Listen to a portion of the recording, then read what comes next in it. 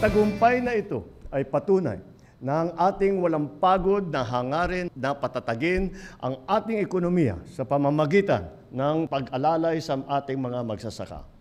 Sa pagbibigay sa kanila ng makabagong kaalaman at teknolohiya, tinutulungan natin silang maging handa sa hamon ng makabagong panahon. Sa pamamagitan nito, matutulungan ang ating mga magsasaka na masigurong malusog ang kanilang lupa, ang pundasyon ng mas mataas at mas masaganang ani. Inaatasan ko ang BSWM na manguna sa pagpapalakas ng ating kolektibong aksyon para sa lupa at sa kalikasan. Ang araw na ito ay simbolo ng ating determinasyon, ang ating pagsisikap na buuin ang isang bansa na mas produktibo, mas malusog at mas matatag. Sa pagtahak natin sa landas tungo sa bagong Pilipinas, patuloy tayong tumutugon sa tawag ng ating mga magsasaka. Pangalagaan ang ating kalikasan at itaguyod ang isang bansang may matatag na pundasyon para sa kaunlaran at kasaganahan. Nagpapasalamat tayo sa ating mahal na presidente kung saan sa pagbibigay po ng importansya sa kahalagahan po ng soil analysis. Actually po yung utos niya sa Department of Agriculture na to increase soil testing in the country. So ito na po tayo ngayon. So ito po yung ating first mobile soil laboratory in the country.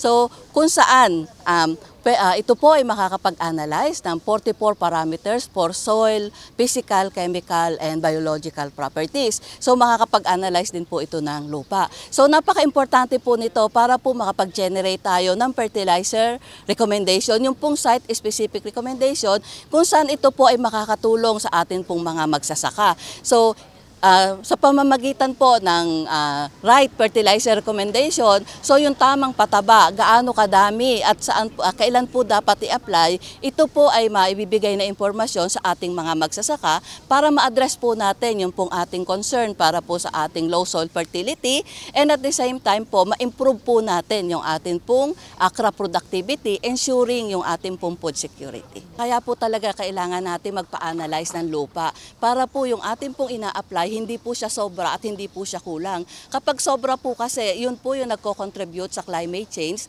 kung saan nagkakaroon po tayo ng pollution sa ating pong lupa at sa ating tubig. Pag kulang naman po, so magre-resulta po ito ng soil degradation or low soil fertility.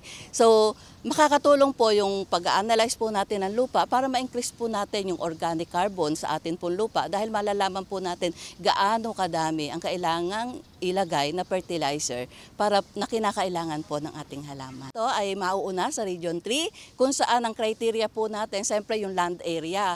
So, and siyempre po yung demand ng soil analysis. So sa land area po, alam naman po natin, ito po yung unang i-deploy sa Nueva Ecija. So alam naman po natin na ang Nueva Ecija, ito po yung rice granary ng ating pong ng Central Luzon, and kung saan nandun din po yung malawak at pangangailangan ng soil analysis. Kami po sa Bureau of Soil and Water Management ay tunay nga po na yung aming po mga activities at programa ay tunay po na nag-a-answer po para po sa kapakanan ng ating magsasaka, sound environment po. And of course, siyempre po yung pinaka-importante at the end of the day yung food security natin at kumita yung atin pong mga magsasaka.